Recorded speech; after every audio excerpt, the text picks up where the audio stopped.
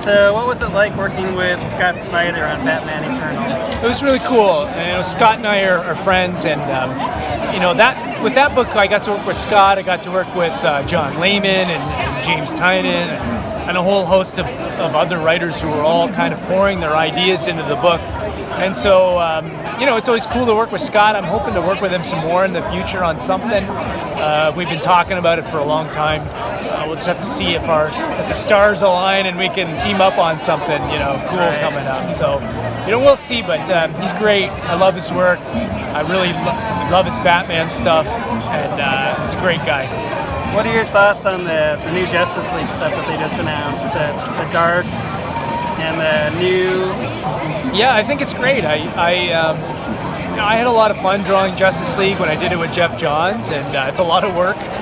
It's one of those things where it's really cool to work on a book that's that big, but it also kills your life. You have no life. You're just drawing 24/7 because there's so much to draw.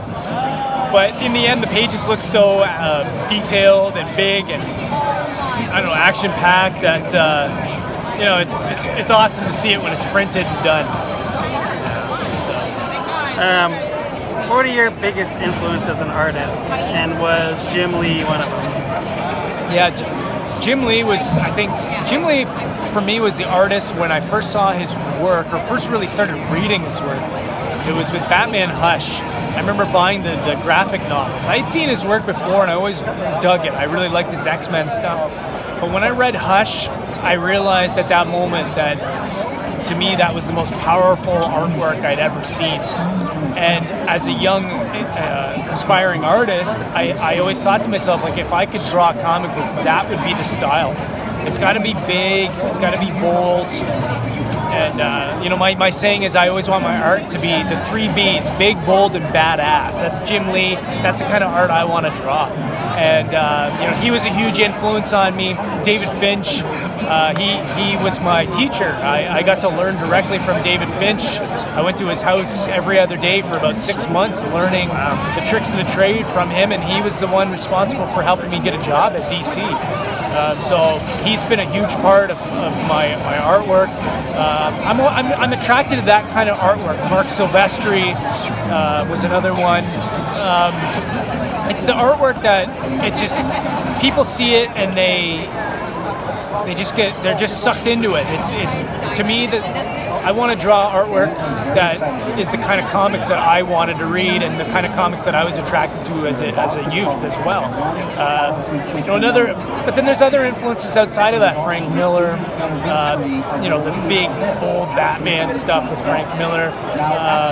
Gary Frank is one of my biggest influences right now. I've really gravitated towards his work and I want to try and capture more of the emotion that he can elicit out of his characters. I try to bring some of that into my work. Bernie Wrightson was another big one as well.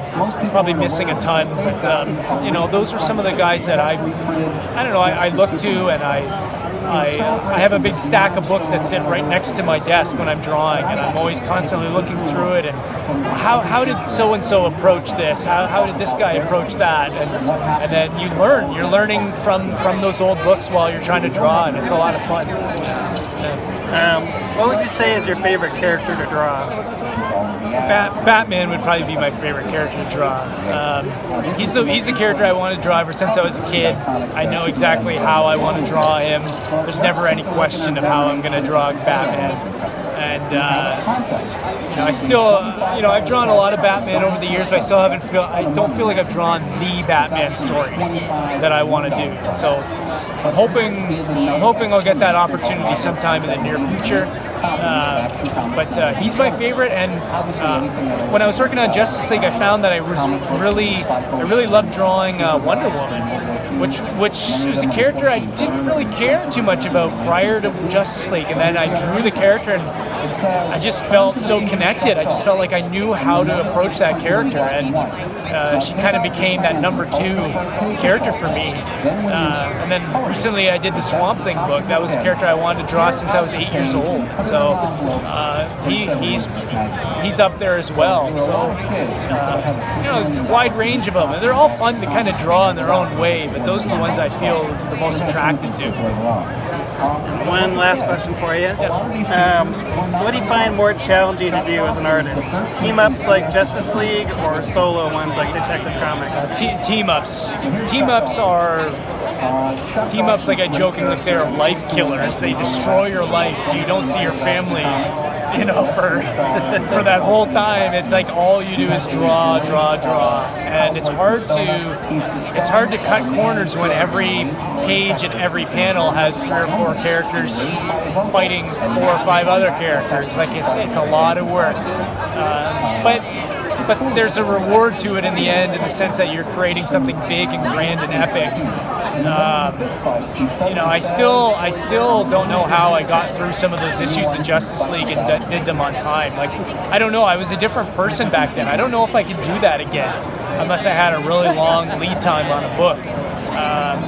Solo books have their challenges as well. You can't fill up the panel with tons of characters. It's more negative space and whatnot, but it's a lot easier to draw those kinds of books.